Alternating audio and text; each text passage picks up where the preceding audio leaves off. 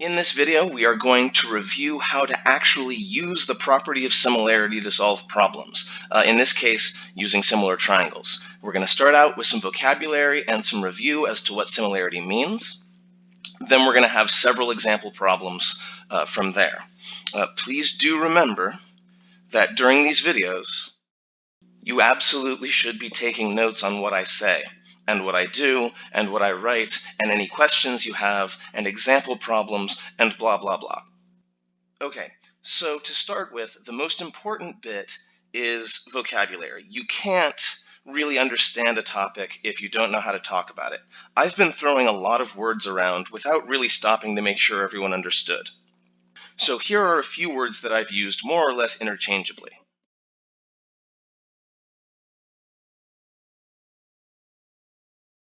I think that's all of them. Ratio, proportion, scale factor, multiplier. I have used all of these words to all kind of describe the same thing. These are all kind of the same. Okay? They're all sort of different words to say the same thing. It all means multiplication.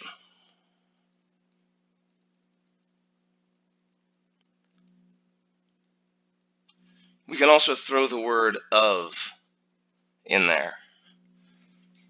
Ratio, proportion, scale factor, multiplier of, it all means multiplication. So in the example of similar triangles, we use this to describe. So the idea is, what number do I multiply by to find the lengths of the other shape? Assuming I know the lengths of one shape, there is some number that I have to multiply by to get from one to the other. And we're going to do a bunch of examples of that, so no worries. Now remember, one of the things about similarity, and we'll get to that problem in a second, one of the definitions of similarity is that all ratios stay the same,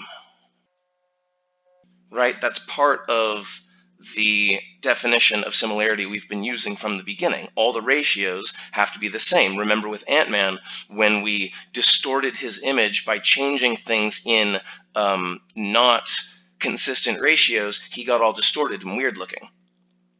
So that's what we're talking about. When I say ratio, when I say proportion, when I say scale factor, when I say multiplier, I'm talking about the same thing every time.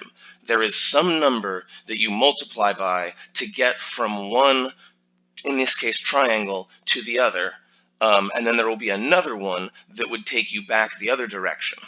And we will talk about that extensively in this video.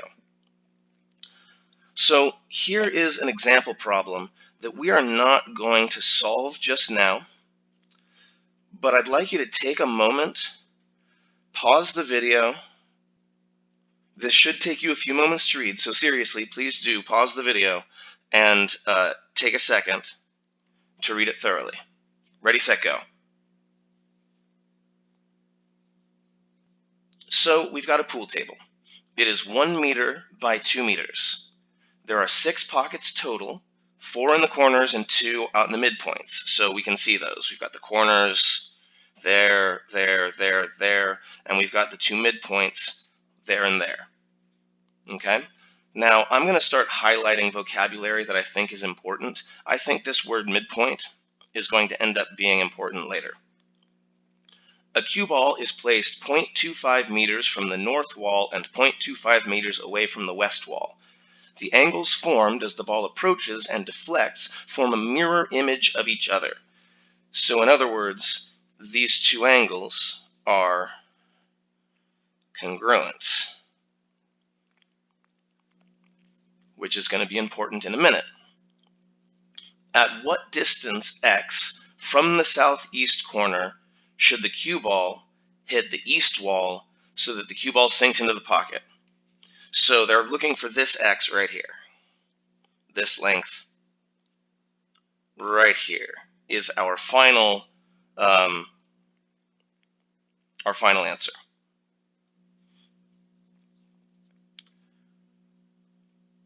Now, I'd like you to take down this information. You don't have to write down all of the words, but I do want you to write down this diagram and label it as accurately and thoroughly as you can. We've already marked the x side, and we've already marked one pair of congruent angles. Please take a moment. This will actually probably take a few minutes. Pause the video one more time and see if you can label this diagram as thoroughly and as accurately as you can. And we will come back to this in a little bit. So again, pause the video, ready, set, go. So hold on to that illustration. Leave yourself plenty of room to make corrections if it's necessary. We're going to move on, but we are going to come back to this problem once we have a better understanding of the basics. I really am a big believer that you want to save the complicated problems until after you solve the basic problems. I just wanted to give you a little bit of an idea of where we're going with this. So here we've got a much more simplified example, and I want to really highlight this bit of instruction right here. In the last video, we were very much interested in determining are two triangles similar or not. In all of these problems, the triangles will be similar, yes. So we can use that to solve problems instead of having to ask ourselves whether or not they are similar. They all are. It's given. So here we've got two triangles that are similar, and we want to know this length right here, the length of KJ.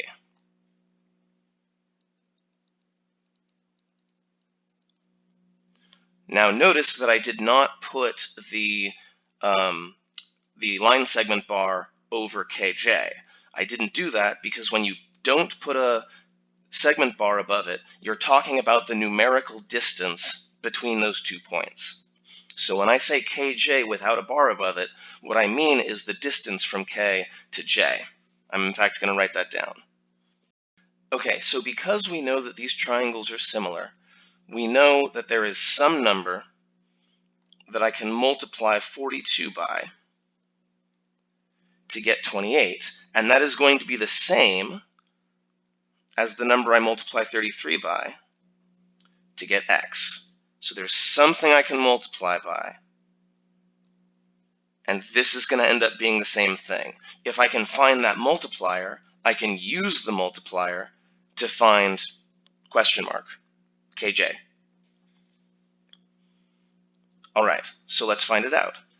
Now, in class, a lot of the time, my early examples were really obvious. In this one, it's not. I don't know what can I multiply 42 by to get 28. It's not immediately obvious. So what I'm going to do is I'm going to do some division.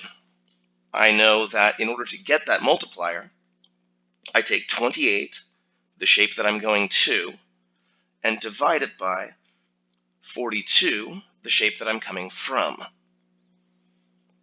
Now, big scary fraction, stay with me. Don't reach for your calculator yet. We're going to go ahead and simplify this fraction down. Okay, this is something I've been meaning to review for a while, and I think it's really important in order to help you remain accurate in your answers. So I'm going to actually scooch over here a bit because we're going to focus specifically on this 28 over 42. We're going to do a quick review of reducing fractions. Okay? So I want to know what I can divide out of both of those. And since I don't know for sure what the biggest thing that I can divide out of both of them is, I'm going to just go ahead and start listing out factors. So I know all of you have done a factor tree before. We're going to do a little miniature factor tree right here. 42 is, let's say, 2 times 21. That's not the only way you could have done it, but 2 is prime, 21 is 3 times 7. So we've got 2 times 3 times 7 on the bottom. 28 is 7 times 4. 7 is prime, 4 is 2 times 2. Now notice we've got a 2 on the top and a 2 on the bottom. Well, what's 2 divided by 2? It's 1. Okay. We also have a 7 on the top and a 7 on the bottom. What's 7 divided by 7? That's right, it's 1. These cancel out. So what are we left with? We've got a 2 left on the top and we've got a 3 left on the bottom. 28 divided by 42 is the same as 2/3.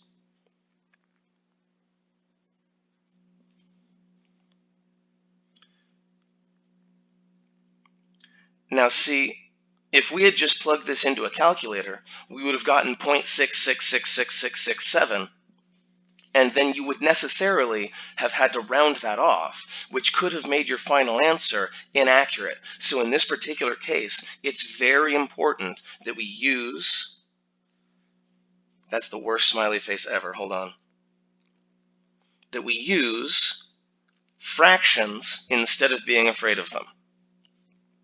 Because now we know that we can take this 33 here, which is 33 over 1. Remember, all numbers are fractions, or all whole numbers are fractions, right? Because everything is divided by 1. And now that we know what our multiplier is, we can apply it. We're going to take 33 over 1 and multiply it by 2/3.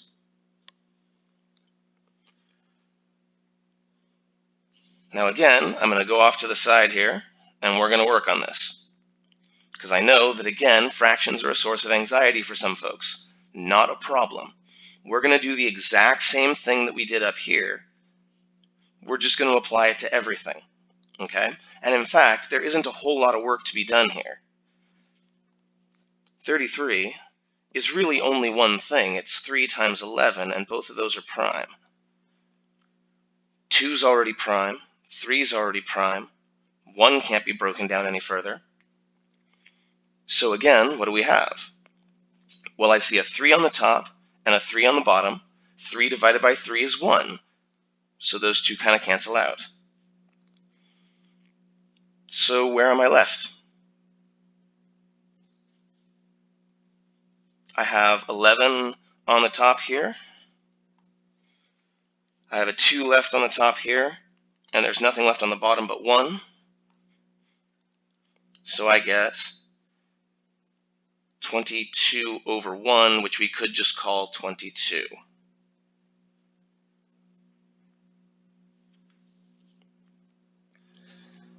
So here we have another pair of similar triangles. Remember, in all of these problems, the triangles are automatically considered to be similar. Now, I don't like the way this problem is laid out because the two triangles, though they are pretty obviously the same shape, are not in the same orientation. So it's hard to tell, is this question mark here, is that equivalent to the 117 or is that equivalent to the 130? It's hard to tell when they're not in the same position. So what I'm going to do is I'm going to cheat. I'm going to go ahead and capture this, and I'm going to paste it. And watch what I do here. Now, it might expand or contract a little bit as I'm moving it, but again, they're similar triangles, so it doesn't really matter. I'm going to turn this over so that it's in the same position as the original. Now, obviously, you don't necessarily have this software at your disposal, so you'll have to do it in your imagination. But now we can see that this 60 corresponds to this 117. And this, let's use a different color, this X corresponds to this 130. Once they're in the same orientation, you can just look and see which one is the same side. So in this second example, I'm going to use a slightly different method of solving these. It is a little bit more intimidating at first, but it is much more useful and will help you through a wider variety of more complicated problems. So same as before, in order to get the multiplier from 60 to 117, we can take 117 and divide by 60.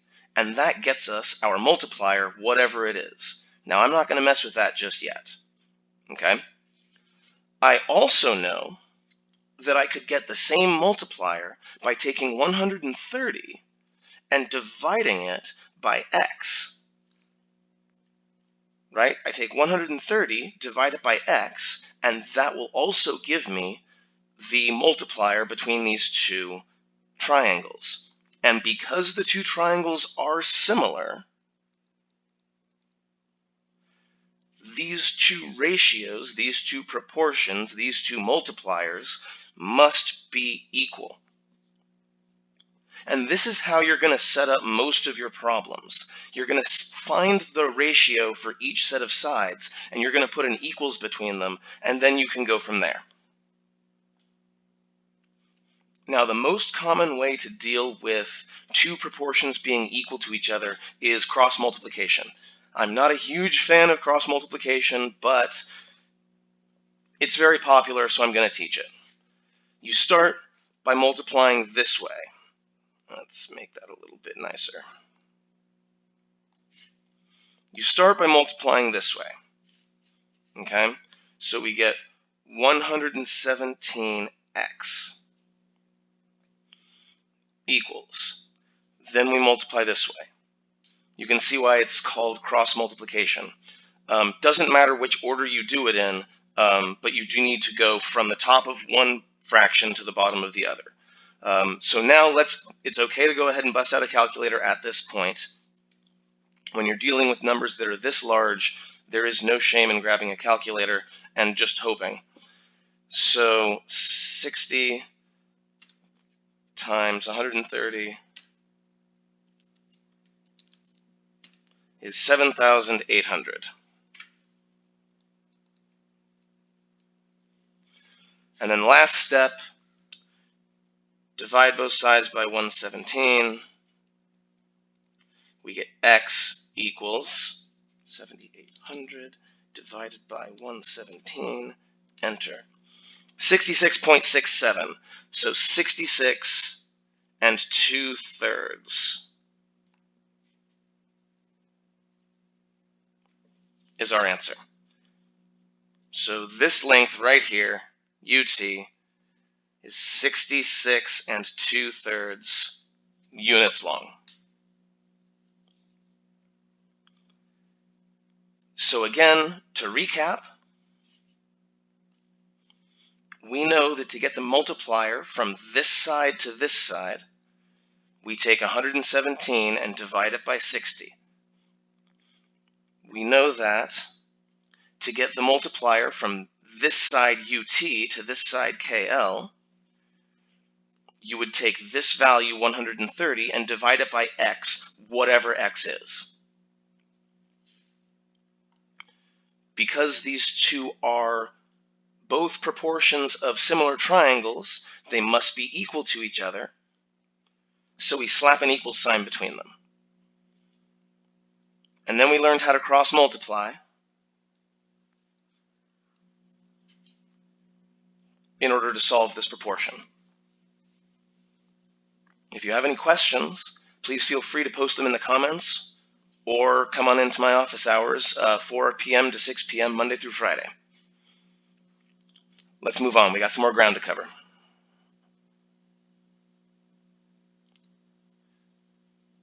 You'll notice, by the way, that I leave the problem up for a few seconds before I move on to the next one. That is to give those of you who need some time to write it down a moment to pause the video and write stuff down. I know that not everybody writes at the same speed. And unlike in a regular class, you can pause and go at your own pace. So example 3, this is one of the kinds of problems that has really been frustrating a lot of students. So let me highlight for you the two triangles we're talking about. Here's one triangle, BUC. Now, our minds are sort of trained to see this trapezoid here as its own shape. But in reality, it's not. It's actually this whole triangle. Okay? So you've got one small triangle and one large triangle, and we know they are similar because the problem says so. Okay? So let's recopy these triangles down, but we're going to separate them and label them separately so that we don't get confused by all these numbers. We want to get back to a problem that looks like this. We want to get back to a problem that's nice and simple where we can find a ratio and make it equal and everything will be fine. When you've got two triangles overlapping each other, it's very easy to mess that up. So we're going to separate these two out. Here is the larger triangle, and here is the smaller triangle. Now you'll notice that I didn't draw the diagram exactly the same as the diagram is on the problem. It doesn't matter so long as you label it properly. Now, this smaller triangle here has a bottom side of 6. In fact, let's move this up. Get these sort of next to each other so it's convenient. Okay, so this smaller triangle. The bottom side is 6, and we don't really know what this side is yet. We'll figure it out in a moment. We also don't know what this side is, and we're not going to figure that one out. Okay. The larger triangle. Now, it can be very tempting to say that the bottom of the larger triangle is 18, but it is not. It is absolutely not. Big frowny face with a tear coming out. It is not 18. This side here is 18 and 6. Okay? It is 18 plus 6. So it's 24.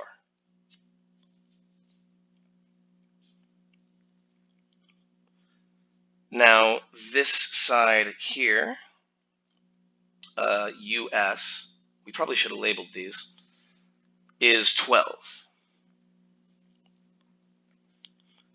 Now, we still don't know what this side is, but since we know that this whole side here is 12,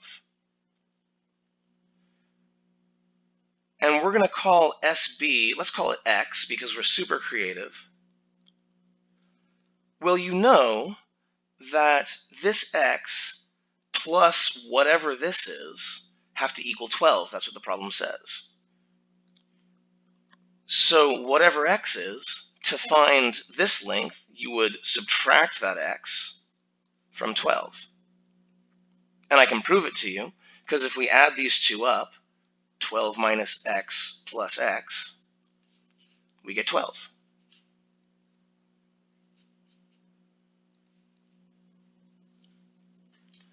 So let me go over that one more time. This whole length here, SU, is 12. We're given that in the problem.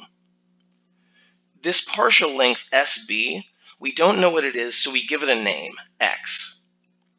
And because we know that the whole thing is 12, this whole SU is 12, then BU must be 12 minus X. So we're going to call it 12 minus X. And now we can set up our proportion.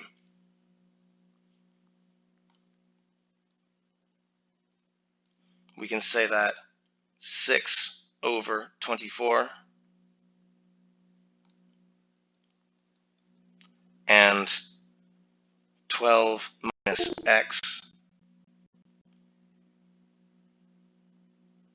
over 12 are equal. Again, it is so much easier to see when the two triangles are separate and labeled separately. There's no way that I would have seen 12 minus x unless I separated out the triangles and really looked at what each side must be. Okay, so now let's focus in on our proportion here, and let's use that nifty trick of cross-multiplying that we just learned. 6 times 12 is, I believe, 72. 24 times 12 minus x, now be careful, there are parentheses here, so don't forget to distribute. 24 times 12, I'm actually going to go ahead and use a calculator for that. 24 times 12 is 288 minus 24x. And now it's algebra. 72 minus 288 equals, so I'm going to subtract 288 from both sides. I get negative 216 equals negative 24x, running out of space, divide by negative 24, divided by negative 24, we get x equals 9.